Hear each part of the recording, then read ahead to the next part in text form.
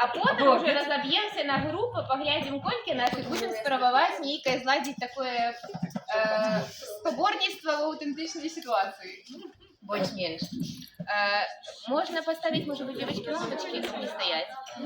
Про припевки. У нас есть трошку людей, які, може бути, не ведають, а частково хтось вже ведає про припевки і навіть практикує це все.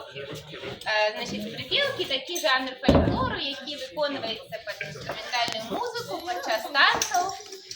Большасць припевок, яны універсальныя, яны падыходзяць не толькі там пад польку, але яшчэ і пад всякіх гапак, кракавяк, можна там расцягнуць і ўставіць гэта ўсё пад розныя мелодыі, але ёсць припевкі, якія спецыфічныя, якія не влазяць, напрыклад, фармат полькі, там лягоніха, або там яшчэ што-нибудь такое, калі паэтычная форма, вось колькасць складаў не влазіць проста в музыку і немагчыма дапасаваць зручна.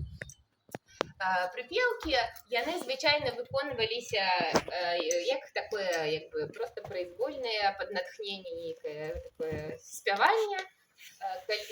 Іх можна спяваць, можна не спяваць. Яны бываюць мужчынскія і жаночыя, канешне ж. Бываюць такія ўсякі універсальныя, якія падыходзяць усім. І тут галоўныя такія ёсць, так?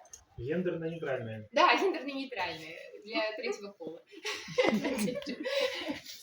І яны, якби, мы звычайна прывыклі, што калі мы слухаем зараз припевкі, то гэта штось такой сцэнічны нумар, які там вось на сцэне выходзіць весёлая женщина заводная, там гарманісты, і яны там што-нибудь выкачваюць весёлае.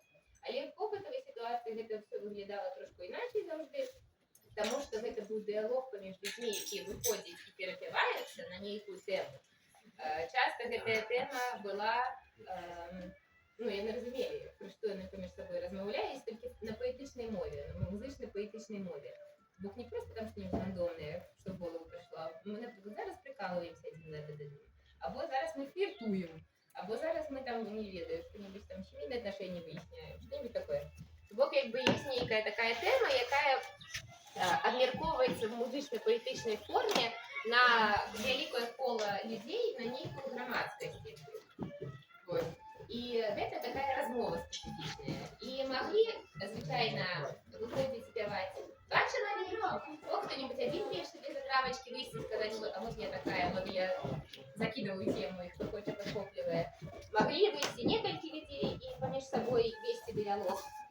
І часто гэта суправаджаецца, канешне, танцам, хореаграфічнымі нейкімі рэчамі, але яны такія акцэнтныя, і яны такія, як бы ты не танцуеш там, допустим, калі браць бараню, альбо што-нибудь такое, як сольна, там, імправізацыйныя нейкія танцы, то часто гэта, як бы, не такая прямо абсолютно какая-то хореаграфія по формуле, а такая таксама імправізацыя, не толькі вербальная, музычная, але яшчэ і хореаграфічная.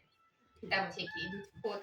Там хлопки, нейкие приседания, карацей, кто во что гораст, и звычайно як играюсь, так танцуюсь, поэтому, коли гармонист зажигает, то зажигаются и люди, якія спеваюць, танцуюць, коли зажигают танцоры, то и гармонист зажигается.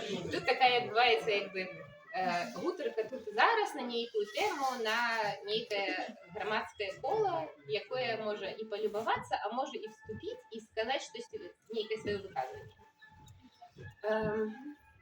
Может быть, есть питание. Кто-нибудь знакомый с припевками?